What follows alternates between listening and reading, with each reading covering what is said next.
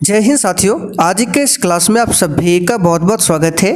तो साथियों, आज के सेशन में 70 बीपीएससी पीटी परीक्षा 2024 के लिए प्रीवियस ईयर पेपर को सॉल्व करेंगे, जो कि साथियों 29वीं बिहार न्यायिक प्रारंभिक परीक्षा 13/8/2016 को पूछा हुआ पेपर है।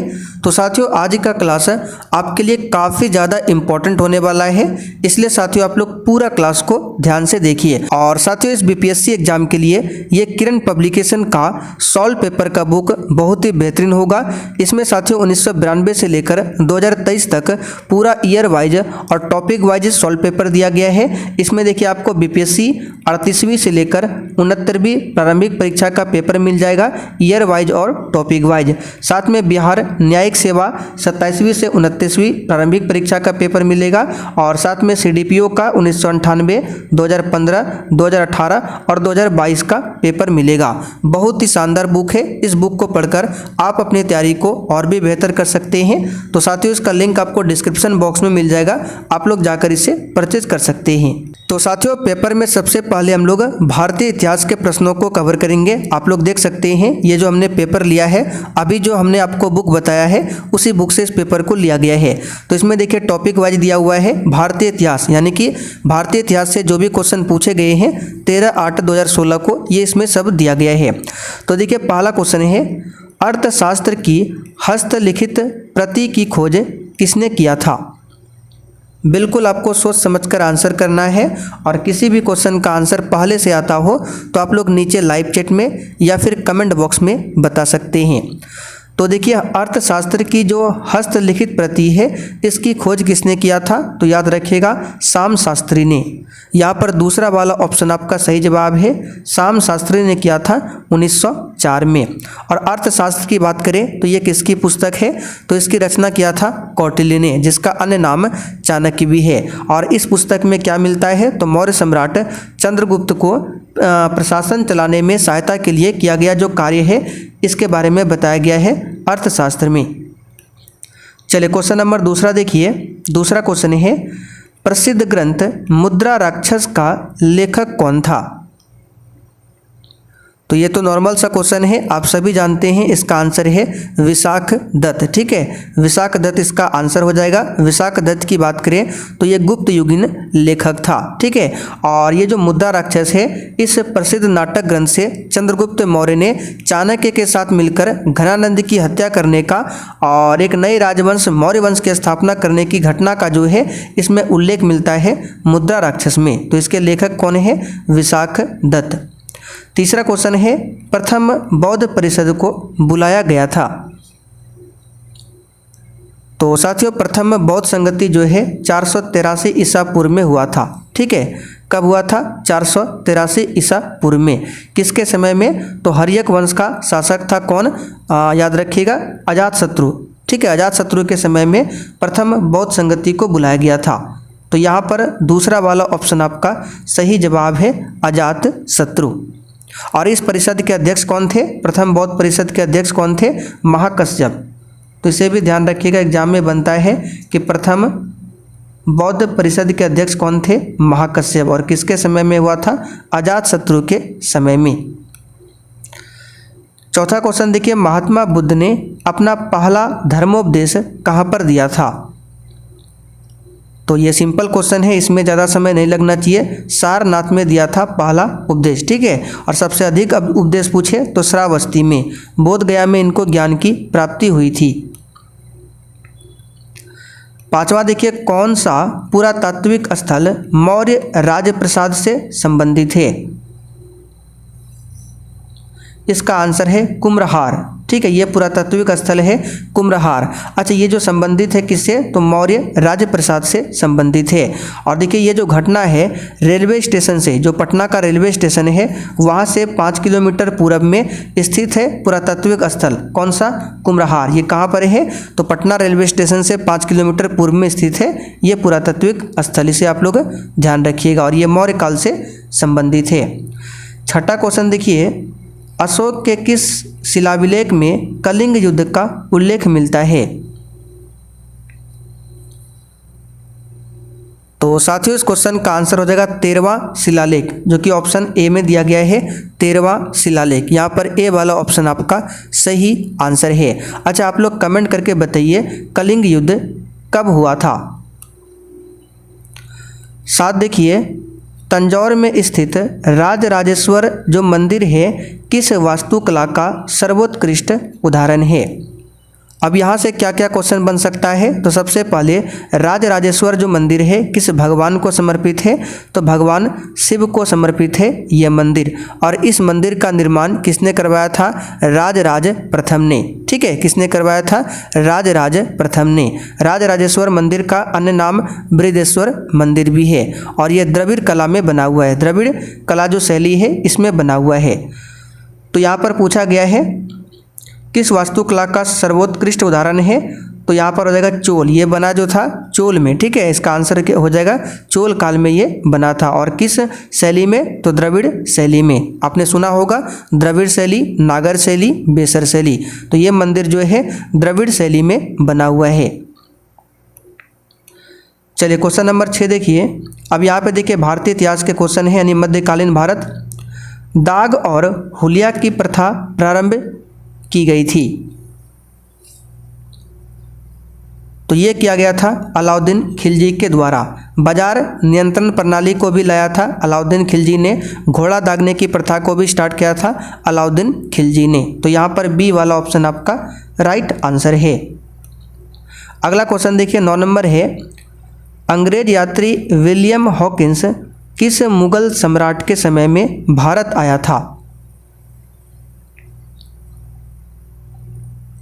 तो इसका आंसर हो जाएगा 1608 में। ठीक है, 1608 में ये भारत आता है। कौन, तो विलियम हॉकिंस। लेकिन इसकी मुलाकात जहांगीर से नहीं होती है, इसकी मुलाकात 1609 ईस्वी में जहांगीर से हुआ था।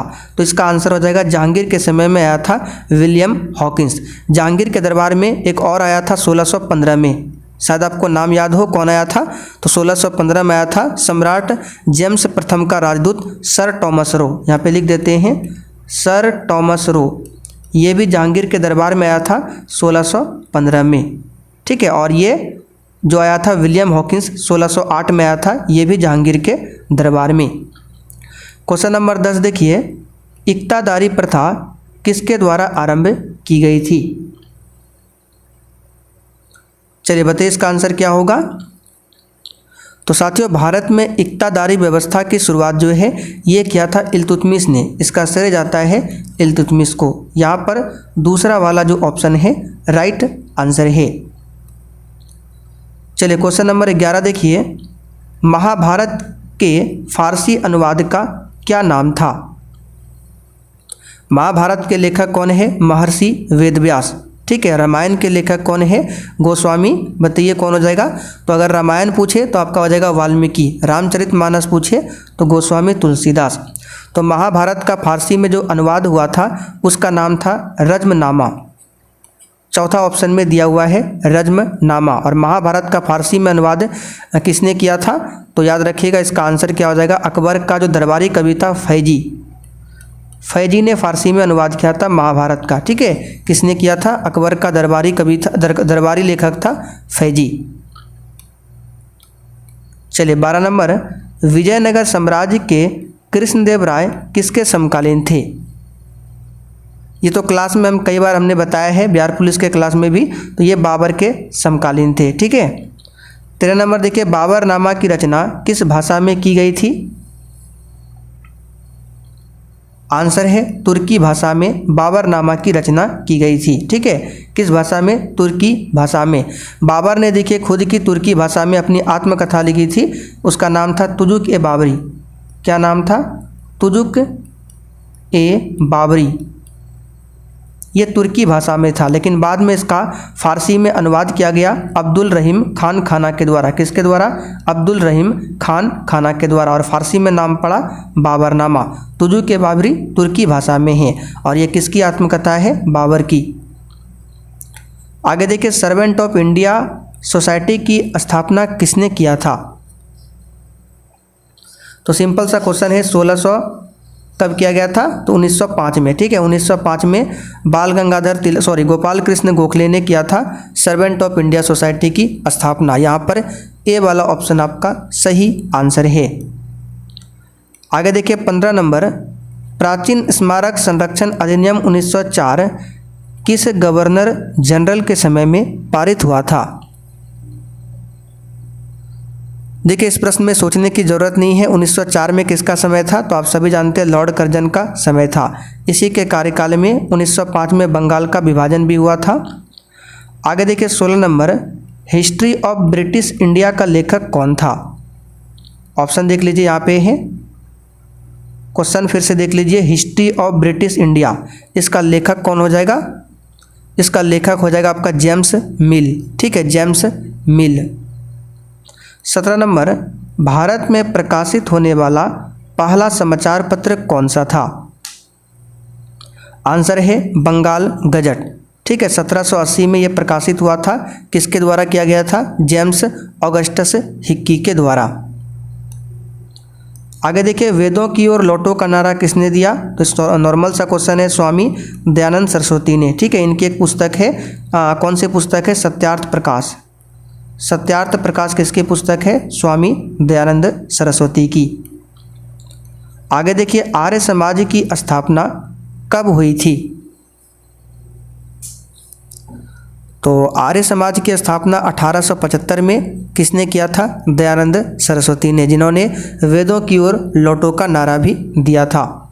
आगे देखिए, भारत में अंग्रेजी शासनकाल का सबसे भयंकर अकाल निम्न में से किस तिथि को पड़ा था? यानी कि इसमें बताना है ऑप्शन के हिसाब से कब पड़ा था। तो याद रखिएगा 1876-78 में। 21 नंबर, इन महिलाओं में से कौन क्रांतिकारी आंदोलन से संबंधित थी? तो क्रांतिकारी आंदोलन से संबंध थी भीकाजी कामा। ठीक है, मैडम भीकाजी कामा, इनका पूरा नाम है भीकाजी रुस्तम कामा। ठीक है, इस बात को आप लोग ध्यान रखिएगा। 22 नंबर, साइमन कमीशन भारत कब आया? तो नॉर्मल सा क्वेश्चन है, 3 फरवरी 1928 को। 23 नंबर, ब्रिटिश भारत में किस अधिनियम द्वारा मुसलमानों को पृथक निर्वाचन का अधिकार दिया गया था? वेरी इंपॉर्टेंट क्वेश्चन है ये, है मार्ले मिंटो जो अधिनियम आया था 1909 में, इसी के तहत मुसलमानों को एक अलग निर्वाचन का अधिकार दिया था। आंसर क्या हो जाएगा? दूसरा वाला। 24 नंबर, इनमें से किस महिला समाज सुधारक को पंडिता कहा गया था? इसका आंसर है पंडिता रमाबाई। आपने नाम सुना होगा, दूसरा ऑप्शन यहाँ पर सही है। आखिरी क्वेश्चन है, नील दर्पण कहाँ हुआ था? नील विद्रोह कहाँ पर हुआ था? तो नील विद्रोह की बात करें 1859-60 में हुआ था कहाँ पर? बंगाल में। ठीक है, बंगाल के उन काश्तकारों द्वारा किया गया जो अपने खेतों में चावल की खेती करना चाहते थे, लेकिन क्या हुआ था, यूरोपियन जो थे नील बागान मालिकों ने नील की खेती करने के लिए मजबूर कर दिया था। ठीक है, इसलिए नील विद्रोह हुआ था। और नील विद्रोह के बारे में बताया गया है, एक जो रचना है नील दर्पण। नील दर्पण, ठीक है, ये किसकी रचना है? नील दर्पण दीनबंधु मित्र की रचना है, इसी में बताया गया है। ठीक है, चलिए आगे बढ़ते हैं। तो देखिए आखिरी क्वेश्चन था 25 नंबर। अब आप लोग कमेंट करके बताइए आपने कितने क्वेश्चन सही किए हैं।